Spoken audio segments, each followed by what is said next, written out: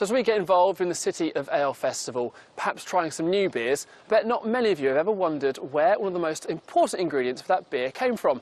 Well, it is actually, in fact, from this tiny little North Norfolk village of Great Ryborough. So we've come down to find out more about the process.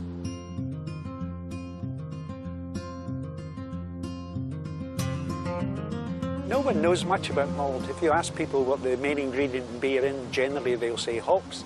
Hops are a flavour characteristic, but malt is the soul of beer. That's where the alcohol comes from, where the real depth of sweetness and flavour comes from. We've been here since 1870.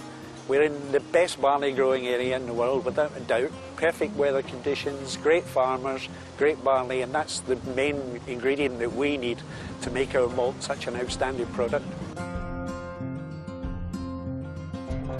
So we now know that malt is a key ingredient in our beer, but to tell us what happens to it once it comes into crisp maltings is director Rob Moody.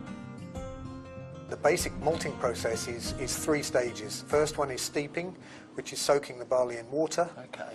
Then it's germination, and during that time there's lots of changes happen within the grain, lots of starch is unwrapped and enzymes are produced, all the things that the brewer needs.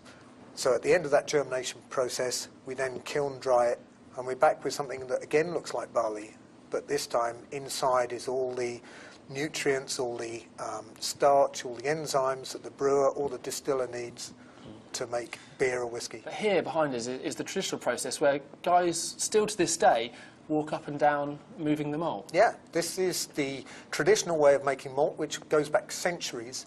There are only 4 floor maltings left running in the UK. This is one of them.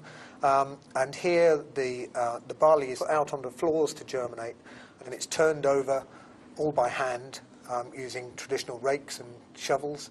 And with the growth in craft brewing, the demand for floor malt is growing enormously as well. People like to see handcrafted tradition in a way of making malt. Is it all right if I have a go at it? Absolutely, yeah. We'll get you turning a piece of malt. Right, let's give it a go. So this is almost like the modern equivalent of crushing grapes, isn't it? It's quite hard, actually. So that's the process the malt takes, but before it can make its way to our local breweries, it has to go through quality control. So I headed into the lab to take a closer look at the finished article.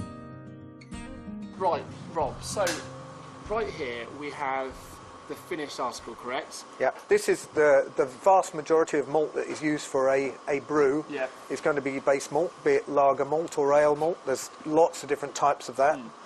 And then we can eat this, can't we? absolutely, so yeah. If you have a taste of that.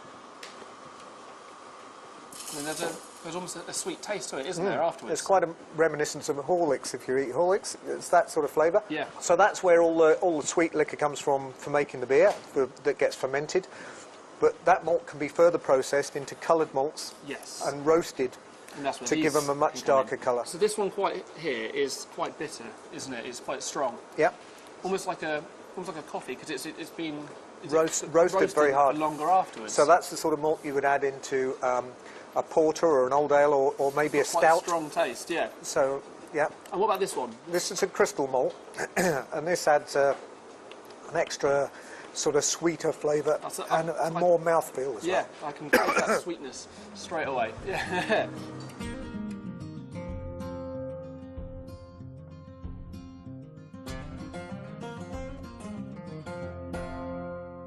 Right, so I've spent the day down at Crisp Malting finding out all about how it comes from the Norfolk fields into our pints.